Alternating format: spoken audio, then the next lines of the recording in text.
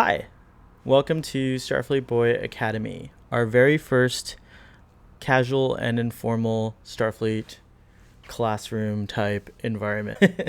For the very first episode, we start off with Gene Roddenberry. Gene Roddenberry, middle name Wesley, was born on the 19th of August, 1921, to Eugene Edward Roddenberry and Caroline Glenn Roddenberry in El Paso, Texas, which is also famous for lowriders and great salsa.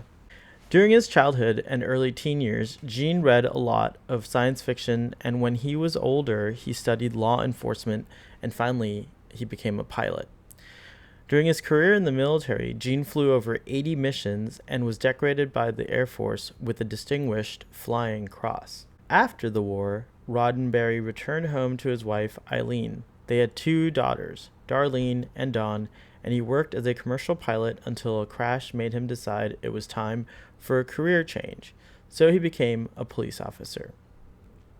He took some of his experiences and started writing for television and began selling scripts to a variety of shows including Dragnet, Highway Patrol, The Naked City, and Have Gun Will Travel.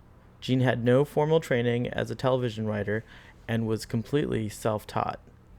His first series was called The Lieutenant, starring Gary Lockwood, and soon after, he met Majel Barrett, who would go on to become the single most influential person in his life, and his future wife. Majel credits their success simply to being in love. Gene began pitching the idea for a show that took place in space and was more cerebral, and after several studios turned it down, he finally got some interest from Desilu Productions, which was started by Lucille Ball and Desi Arnaz. Lucy, I'm home. Telling his personal story along with his opinions about the nature of humanity became the core basis for Star Trek, which aired on September 8th, 1966. The show lasted for 3 years and was not considered a success. Through fan support and campaigning, as well as Gene's devotion to the ideas and stories about the future of humanity, Star Trek has managed to become one of the most enduring and compelling visions of a future for humanity. She's not dead, Jim. After the cancellation of the show, Gene married Majel Barrett, and soon after they had their son, Rod Roddenberry. In a rare kind of turnaround, Star Trek came back with a bang on the silver screen, and then it triumphantly returned to the small screen with its second iteration, Star Trek: The Next Generation. Since then, Star Trek has expanded to include Deep Space Nine, Voyager, Enterprise, a new series of films inspired by the original series, and Star Trek Discovery. Star Trek is noted to be among the most successful print endeavors in history, with countless stories being told through novels and comic books and fan films. The culmination of one person's hope for humanity has ascended to a status few human endeavors ever reach. 50 years and not showing a sign of letting up, Star Trek appears to have become a vital part of telling the human story itself.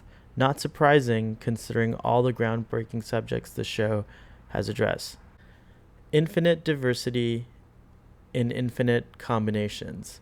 This is at the very heart of Star Trek, this concept. And I think it was because Gene Roddenberry felt this is in the heart of every human being.